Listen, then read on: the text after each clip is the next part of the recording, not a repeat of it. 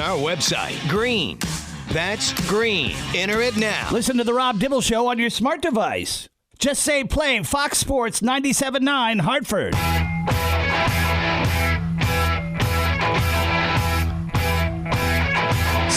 Saturday. Our 3-1 Hartford Athletic back at home, back in the USL Championship schedule, and they're taking on San Antonio. It starts at 5 o'clock over there at the Big Pickle, Dillon Stadium, Trinity Health Stadium, and we're on a roll right now. Now, I was at the game last night, and I was warned it might be a sensitive subject today, but I got my man Jay Chapman with me. Jay, a new member of the Hartford Athletic with most of the roster.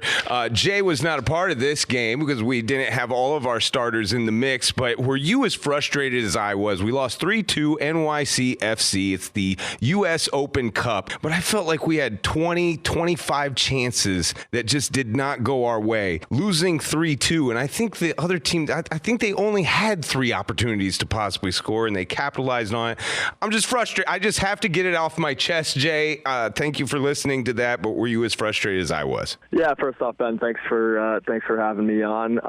And yeah, the answer is yes. I mean, obviously, a game like that is going to leave a sour taste, in anyone's mouth. It was a game that we 110% should have won. I think with a largely rotated squad, I was happy to see some guys that haven't got a lot of minutes so far. Right. For the most part, actually put in some decent performances. And I think that, in the first half especially, probably the first 60 minutes of the game, we played more than well enough to win that game quite handsomely. But again, it's the Open Cup, and I think if you look around, with the rest of the results, there were a lot of upsets, and that is the nature of the Open Cup. There's teams that are maybe in lower leagues that rise up to the occasion as it happens in sports, and we're a little bit naive. We needed to finish them off early. Again, you said we had a million chances, and that's football. If you don't put them away, teams can stay in games and get little rebounds as they did. And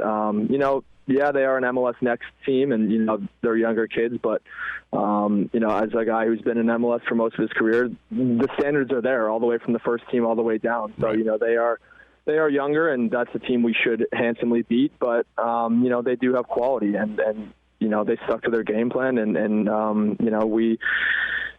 we let it slip. We have a huge game this weekend, and it sucks that we're not in the Open Cup anymore, but, we have been good in the league, and, that's going to be our main focus now. So. And let's use it for motivation for Saturday. San Antonio come to town. Yep. They're 2-1-3, another good club here in USL. Early part of this schedule. Now, Kurt, our producer, don't let the non-accent fool you. Jay Chapman, Chappie, the midfielder, comes to us from Canada, hometown of Brampton. Now, tell our people a little bit your journey. You started with Toronto FC, played with them for numbers of years. You come to us via Colorado Springs, which it feels like a theme right now of Colorado Springs players becoming Hartford Athletics. Yeah. But tell us about your journey in soccer. So, I've been playing since I was 4. Grew up in Canada, obviously. Was a part of my latter teenage years. I was a part of TFC Academy before going to Michigan State. Left early and signed for Toronto FC. I believe it was in 2015. That's how I got my start. Had 5 amazing years with Toronto. Enjoyed a lot of success. Went to 3 MLS Cups, winning 1 in 2017. And it was an honor to be a part of that. I learned a lot, and I was able to grow and kind of build my career around a lot of the principles I learned there. After the 5 years, I made the move to Inter Miami in their inaugural season. Spent 2 years there, which was great. Working with World Cup winners Gonzalo Higuain, Blaise Matuidi, and being around a guy like David Beckham as your owners, you can only better yourself from that. That was fantastic. Yeah. And then I made a move across the pond to Dundee in Scotland. Was there for about half a year just because the seasons were a little bit different, and that didn't go as planned for multiple different reasons. But waiting to look for a team, and then Brennan reached out to me as he was still the head coach there at that time, and I have a lot of respect for Brennan, so gave me the opportunity to go to Colorado, and unfortunately, right when I got there for the start of the season, he got the job at Houston, so I wasn't able to work with him. But I had an enjoyable year with its up and downs. had a few injuries, so I wasn't able to kind of play a full season and be fully fit for that year. But it was, Brendan's staff with James Chambers and Hoagie out there. So that was good, just to get me back playing. So I enjoyed that. And then when Brendan got the job here, I just signed a 1 year there. So was just looking for a new scene. And, Brendan got the job here. And, I think I was one of his first phone calls and talked to me about the project and, what the owners and club were investing here and something that I couldn't say no to. It's only 7 hours to Toronto from here, so it's close to home, which was important for me. My parents can come and see me play, and, my girlfriend's still in Toronto, so it was good to be close to home for that factor. But I had to come here because I know what Brendan and the front office are trying to build here, and I think I can be an integral part of that, and that's the journey so far. Coach Brendan Burks really put a great team together for his style, and you're no exception to that as well. You yourself and this new roster is always creating chances on all angles of the field. It feels like more of an attacking philosophy, at least for us Hartford Athletic fans. This is the most attack that we have seen so far in the history of the franchise. Yeah, 100%. I mean, that's Brendan's MO. He's succeeded, wherever he's been, and that is largely because the profile of players that he brings in are difference makers, and I think he's very deliberate in the style he wants to play, and how he sets up his team, and so that's what you're going to get. You're going to get a team that's going to come at you every single game. With multiple chances. I think for us, and our next step is, we create so many chances. Can we be a little bit more clinical? I think every game we've played so far, we've had 5 or 6 real good goal scoring opportunities, and we've gotten the results. But I think, going forward and our growth in the year, and where we really become a team that is feared by everyone, is to just start putting a little bit more in the back of that, and that will come.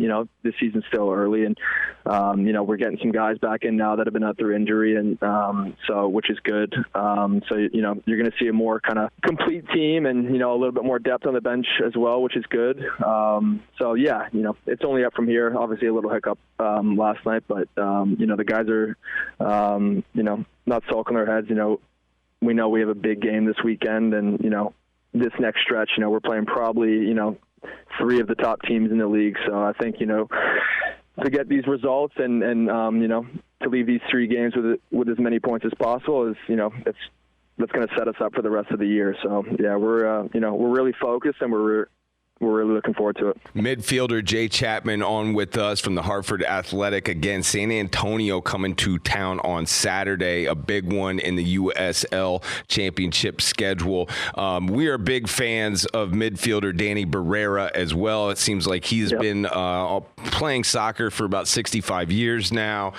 We call him Old Man Danny Barrera around here, but that dude has been pretty much the vocal leader around the Hartford Athletic. And with this roster turnover of last year to this year, it still feels like Danny Barrera is out there yelling at people. But man, if you go out there and watch old Chapman, you are a yeller as well. I mean, I am. You like to keep people in line. Now, is that tough coming into a new roster with so many different faces, so many different backgrounds, so much history of great soccer that's been played by this roster, and with old man Danny Barrera playing the position that you play as well? Has that been a tough transition, or has it been easy for you to be a vocal leader for the team? No, yeah. I mean, I think I think that's one of the reasons why Brennan did bring me in. And I mean, yeah, I like to play the game, with heart and passion. And I think at times, that can, you can definitely see that just through my vocalness. And I think that's it can be what the guys need. And so for me, I like to lead by example through my play. But I also think, I've as a veteran on the team and playing in the environments I've played in and at the level I've played at, in the past, I think for me, it's being one of the guys that has to set the standard. So I think that's what you're going to get from me. And I think us as a team, we have so much experience. I mean, you talk about a guy like Danny Barrera, hasn't played as much as he had in the past, just due to the actual quality that we have on the team. But he's such a good guy around the locker room. So you have guys like that can have the tough conversations, and that can only raise the level. When I came here, there's a big thing that has kind of just been talked about was it's been tough to establish a culture. So, I think what Brendan's trying to do, and that's why he's, brought in guys like me, guys like Joe Farrell, Marlon Harrison, just to name a few.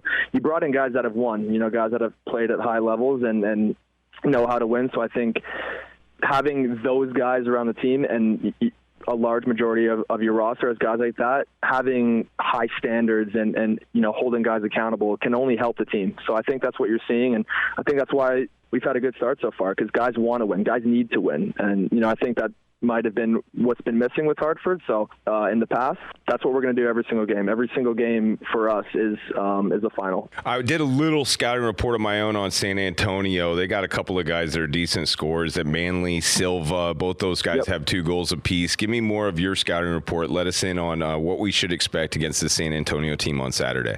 Yeah, look, San Antonio's been a perennial powerhouse in this league for many years, and they're very deliberate about the way that they play. I think this year they're actually trying to play a little bit more football, which is interesting. In years past, they've been route one, very direct, which has been very effective for them. So it'll be interesting to see how they manage with our press and how direct we are. And that's something that we think that we can really take advantage of. But again, they're a good team. They're probably one of the teams in the USL that gets the most MLS loanees down. So they always have quality. They are what they are. Every team knows how San Antonio is going to play, and not a lot of teams kind of know how to figure it out. But we have a lot of experience on this team and guys that have played against them, and so we know exactly what we're walking into, and again, this is a home game for us, and every single game that we play at Trinity Health Stadium is we bet ourselves against anyone. So it'll be a tough game. It's going to be a physical game. They're a huge team. They're probably one of the biggest and most physical teams. So it's going to be a battle. If we can address the physical battle and then let our football take over, I think we'll walk away with 3 points. Well, I think it's going to be a perfect storm in downtown Hartford. Now, I don't know if you're schooled on this as much as our Caribbean players, but Bad Bunny is in town on the same night, so the whole town is going to be just crazy. You guys are way before the concert too, so you're like the primer of just a rock show of sports and music in our community. By the way, Kurt, $2 beers on Saturday. And that's all game long. That's all game long. All right, Chappie, we do something with all the new members of the Hartford Athletic to get to know you a bit. I don't know, Kurt, if you have any of the game show music that you can drop down upon us, but this is called the 5 questions that we ask everybody. Romario's been through this. Michi's been through this. Perfect. Even Coach Burke has been through this, so you've got no choice. You got to do it as well. Yeah, no worries. I'm ready. Okay, so now let's just preface this again. Old Chapman is from Canada, so maybe there's some Canadian-esque answers a part of these 5 questions we ask everybody. All right, Chapman, if we see you out and about at the bars, what is the drink that a supporter should buy you? Oh, wow. Okay. This has been a good question to ask me, a few years ago. Not much of a drinker anymore, but that's fine. Michi went with a fruit smoothie. Michi kept it healthy. Okay, interesting. Yeah, no, I'll be, I'm 30 now. I'll be a little bit more honest with you. No, I've actually, probably my drink of choice. I have been an IPA guy, but for me, an Amaretto and Coke. Ooh. So like a Di Serono and Coke is nice, yeah. And I've in years past I've put a few guys onto that, and it's always got some pretty good reviews. So yeah, an Amaretto and Coke. When it comes nothing too crazy, just. I love that. That's actually one of the best answers. Romario's drinking Hennessy and Red Bull, and we all kind of like puked in our mouth. Yeah, he's an island guy, so yeah, he's going straight for the the Hennessy or like the Caribbean rum. Yeah, that's him. Now, I don't know, are you a poutine fan being from Canada? I'm sorry I have to stereotype you and ask you that. That's fine. Yeah, that's fine. I mean, look, I think poutine's good. Is it the healthiest choice for a footballer? No, so I don't eat it very often. But yeah, I mean, if there's, if I'm out at a restaurant and, I'm looking to have a cheat day or something like that, yeah, I mean, a poutine's good. It's not the first thing I'm going to. What is the first thing you're going to? What is the favorite food of Mr. J. Chapman? Honestly, I'm a pretty big sushi guy. Yeah, I like sushi a lot. There you go. Sushi's good for me. Okay, we always try to help people out here. Now, sushi, I'm still struggling on good sushi places in New England, not only just Connecticut. I go to the sushi bar at Mohegan Sun from time to time. I'll recommend that one. Okay. Fang is downtown. I know they do some good sushi in Hartford. And Went there. Yep. You went there, okay? Yeah, I went there a couple weeks ago. Yeah, I went there a couple weeks ago with my mom, and it was lovely. Actually, it was very good. There's a nice little ambiance there. My girlfriend was down actually too, so awesome. I actually went with her on a separate time. So, yeah, it's actually a nice little date spot. So, excellent. Yeah, Fang is good. All right. Now, we asked, and you might be like old Coach Burke and be one of these kids that your mom was driving around in a minivan and you playing these primped up AstroTurf soccer places. But unlike you, Michi had to jump some fences just to get a soccer field in when he was younger. Give me like the sandlot soccer of like making a field or coming up with something just to play the game with your boys when you were younger up in Canada. Yeah, I mean, honestly, you kind of hit the nail on the head with that one. I mean, I owe all of my success to my mom because, I mean, I used to drive 3 hours from just outside of Toronto to Ottawa, which is the capital. Wow. So just for practices, just due to the team I was on at the time and just kind of moving around. So, yeah, I mean, my mom used to put crazy miles on the car. So, I owe all my success to her. But so, yeah, I mean, I don't have any kind of, I definitely don't have the stories that Michi probably does because I was always kind of blessed with, being a part of organized soccer, and I had everything kind of at my feet for me. But yeah, I would say just the drives I used to do and doing homework in the car and just kind of, I'd have to leave school early and then, leave school at 2:30 and then get home at 9 o'clock at night, most evenings. So yeah, there was, a lot of my childhood was, spent in the car and, just going from, practice to practice, game to game, kind of all over the Ontario province, to be honest. Shout out to I don't have any crazy kind of like ones that Michi does. I'm a little bit more privileged, I guess, in that aspect. But I think that's shown, with how good Michi is. Some of the best players in the world, kind of grew up with nothing. So I think that kind of puts things in perspective for you, right?